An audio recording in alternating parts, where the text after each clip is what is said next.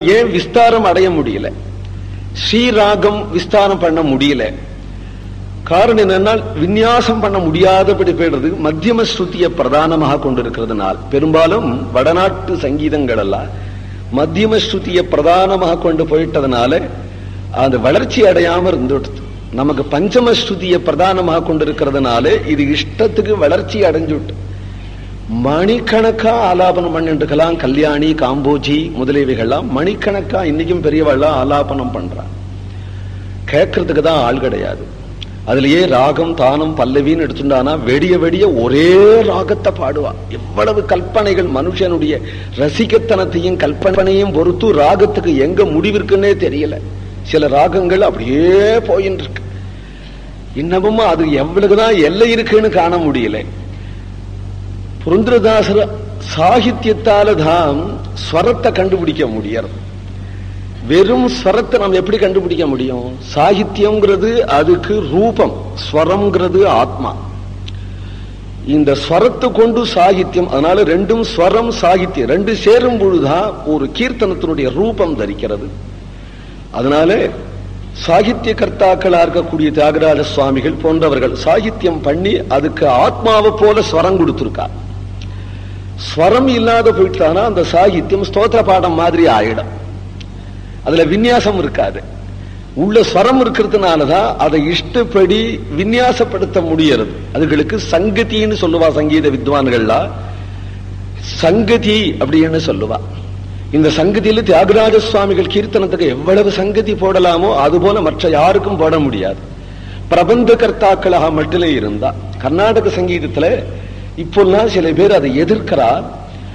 நம்முடைய தமிழ் இசைதான் கர்நாடகமாக மாறித்து இதுல இருந்தான் திருடின்னு போயிட்டா அப்படின்னு பொதுவா சொல்றான். அப்படி அல்ல. தமிழ் இசையில உள்ள சில ராகங்கள் கர்நாடகாவில் வந்திருக்கு, வராம இல்லை. எது நாட்ட ராகமோ குறிஞ்சியினுடைய ரூபாந்தரமான சில ராகங்களோ தமிழ்லேன்னு வந்திருக்கு.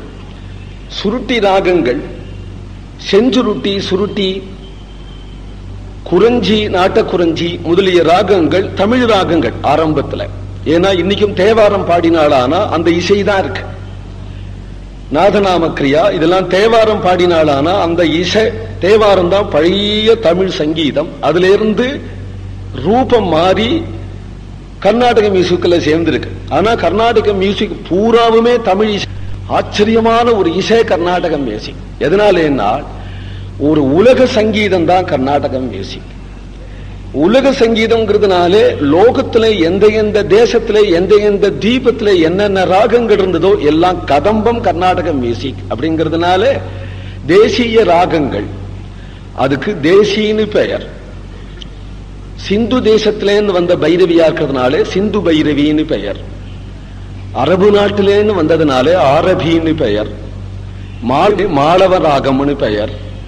கௌட தேசத்திலேயும் வந்ததுனாலே ரீதி கௌளம், கேதார கௌளம் முதலியவைகள்லாம் கௌட தேசத்தை காட்டுறது. காம்போஜ தேசத்திலேயும் வந்ததுனாலே காம்போஜின்னு பெயர். தோடர்கள்னு சில பேர் பாடின ராகத்தில இருந்து தோடின்னு வந்தது. இப்படி எந்தெந்த ராகங்கள் இருக்கோ அது அந்தந்த தேசத்து ராகங்கள் எல்லாம் சேர்ந்து கர்நாடக மியூசிக் அப்படின்னு ஒரு ரூபம் தரிச்சிருக்கிறதுனால இது உலக சங்கீதம். இது விஸ்தாரம் அடைஞ்சிருக்கு. நம்ம நாட்டுக்கு வந்த பிறகு விஸ்தாரம் அடைஞ்சிருக்கு. அதுக்கு காரணம் புரந்தரதாசர் போன்ற பிரபந்த காரகர்கள் சர்வதேசங்கள்லயும் பந்தம் பண்ணினவர்கள். ஆசைத்து ஹிமாச்சலம் அங்கங்க ராகங்கள்ல அவள் கலந்து கொண்டு மேலகர்த்தாவான பிராச்சீன ராகங்களையும் நவீன ராகங்களையும் கலந்து புரந்தரதாசர் தான் நிறைய பாடினார். அதனால பிற்காலத்தில் இருந்த பிகாக்கு முதலிய ராகங்கள், நவீன ராகங்கள் புரந்தரதாசர் கிருதிகள்ல நிறைய கிடைக்கிறது. அந்த அளவுக்கு கூட சில ராகங்களை தன் தியானத்தினாலேயே கண்டுபிடிச்சு எடுத்துனார் தியாகராஜ சுவாமிகள். முன்னாடி சங்கீத கிரந்தங்களான அதி பிராச்சீனமான சங்கீத கிரந்தம் சங்கீத ரத்னாகரம்ங்கிறது பரத சாஸ்திரத்துக்கு பின்னாடி. பரத சாஸ்திரம் ஆர்ஷமானது. ஆர்ஷ சாஸ்திரமான பரத சாஸ்திரத்துக்கு பிறகு ஏற்பட்ட சார்ங்கதேவர் எழுதிய சங்கீத ரத்னாகரத்தில் சொன்னார், ஸ்வரார்ணவம்ங்கிற ஒரு கிரந்தத்தில இருந்து இந்த ராகங்கள்லாம் நம்ம சொல்றோம். ஸ்வரார்ணவங்கிற கிரந்தம் இல்லை, இப்ப கிடைக்கல. அது அனுகிரக கிரந்தமாக நாரதராலே அவருக்கு கொடுக்கப்பட்டது. அப்போ அவர் அந்த ராக கர்த்தா யாருன்னா தியாகராஜரே தான். சில ராகங்களை தியாகராஜரே சாட்சாத்கரிச்சு விட்டார். எப்படி கண்ணன் குழல் ஊதும் பொழுது ராக தேவதைகள்லாம் தானே வந்ததுன்னு அந்த பலம் தியாகராஜருக்கு இருந்திருக்கு. அதனாலதான் சில ராகங்கள் ரவிச்சந்திரிகா, மணிரங்கு முதலிய ராகங்கள் வெளியில கேட்டிராத ராகங்கள் எல்லாம் தியாகராஜர் கிட்ட உன்னூத்தர் கையாளாத ராகங்கள்லாம் தியாகராஜர் இடத்துல இருக்கு. நிறைய இருக்கு தியாகராஜர் இடத்துல அது மாதிரி ராகங்கள். அப்போ சங்கீதம்ங்கிறது ஒரு ஆச்சரியம்.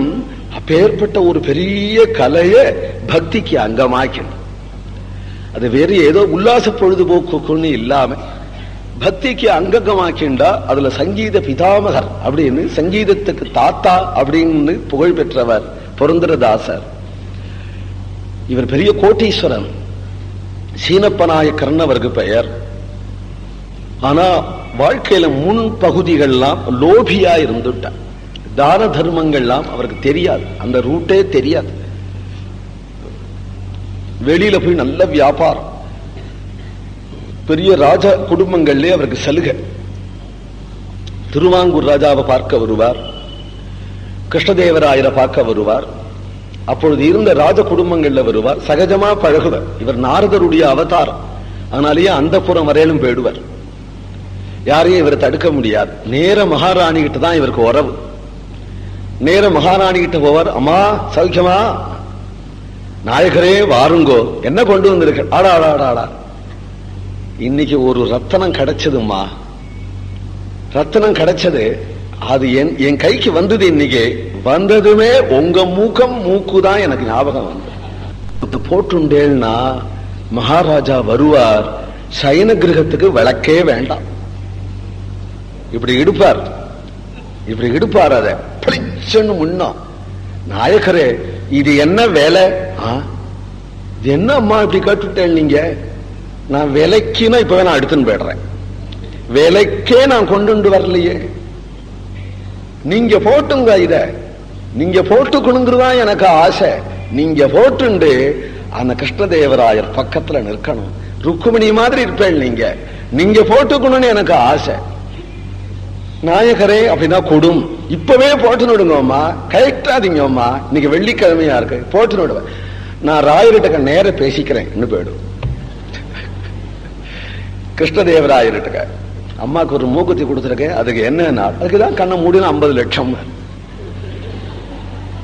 இனிமே அந்த மூக்குத்தியை கழட்டவே முடியாது. கழட்டினா ராஜா அந்த புறத்துக்குள்ள நுழையவே முடியாது. உடனே 50 லட்சத்தை கையில கொடுப்பார், எண்ணி வாங்கிப்பார், அதிருப்தி பட்டு வருவார். ஏனால் 75 லட்சம்னு கூட சொல்லி இருந்திருக்கலாம், அதிருப்தி பட்டு வரும். வியாபாரத்துறையில மகா கெட்டிகார், வியாபாரத்துறையில ஒன்னேன்னு அவர்கிட்ட இல்லை, பக்தின்னு இல்லை. நிறைய சம்பாதிக்க வேண்டியதான், நிறைய தர்மம் பண்ண வேண்டியதான். தான தர்மம்னா என்னன்னு தெரியாது. தப்பித்தவரு கூட ஆத்துல ஒத்தருக்கு இலை போட்டு சாதம் போட்டுவிட மாட்டாரா. பிச்சைக்காரனுக்கு கூட பிரசித்தமா, அவாத்துல போய் பிச்சை கேட்டு விட்டா அப்புறம் அடுத்தாத்துல பிச்சை கிடைக்காதான். அதனால பிச்சை வாங்குறவன்லாம் அந்த மாளிகை வரும்போது பேசாம போயிடுவனா, வாசல கத்தவே மாட்டான், பேசாம. அப்படி ஒரு பிரசித்தி அவருக்கு. ஆனா அவருடைய தர்ம பத்னி லட்சுமி பாயின்னு பேர். அவள் கண்ணீர் விட்டு என்னத்துக்கு கொட்டி கிடக்கு, விராட்டி முட்டை கொட்டி கிடக்கிறது மாதிரி. ஒரு சத்காரியத்துக்கு கொடுக்க கூடாதா? ஏழைகளுடைய கல்யாணத்துக்கு கொடுக்க கூடாதா? 10 குழந்தைகள் வேத பாடசாலையில சாப்பிடறதுக்கு கொடுக்க கூடாதா? இடிஞ்சு போன கோவில்கள்லாம் கும்பாபிஷேகம் பண்றதுக்கு கொடுக்க கூடாதா? எண்ணத்துக்கு சேர்த்து சேர்த்து சேர்த்து வச்சுட்டு இருக்கிறா. தான தர்மம் பண்றதுக்கு ஒரு நல்ல நாள்ல ஒரு துவாதசி அன்னைக்கு கூட ஒரு பிராமணனை கூட்டு இவ்வளவு சாதம் போட்டோம்னு நமக்கு ஒரு புண்ணியம் என் ஜென்மாவில தெரியாது.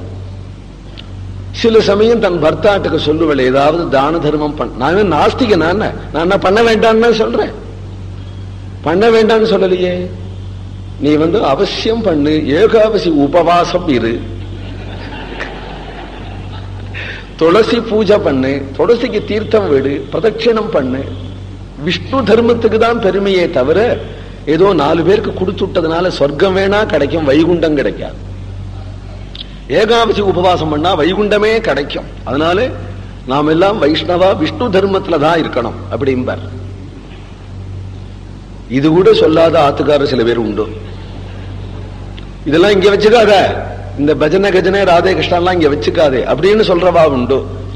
அதுக்கு அந்த அளவுக்கு நம்ம புண்ணியம் பண்ணிருக்கோம்னு நினைச்சுண்டா ஆகும். ஏன்னா கோவிந்தா கிருஷ்ணாலாம் ஒண்ணுமே சொல்ல மாட்டான். ஏன்னா அவருக்கு குறி இதில் நமக்கு ஒன்றும் நஷ்டம் இல்லை, சொல்லிட்டு போகட்டும். கோவிந்தா கிருஷ்ணா வாசுதேவான்னு சொல்லிட்டு போகட்டும், நமக்கு என்ன இல்லை நஷ்டம். அதனால அதுக்கு ஒன்றும் மறுப்பே சொல்ல மாட்டேன். ஏகாதசி உபவாசம் இருந்தாலே உடனே கேட்ப சவணோபவாசமும்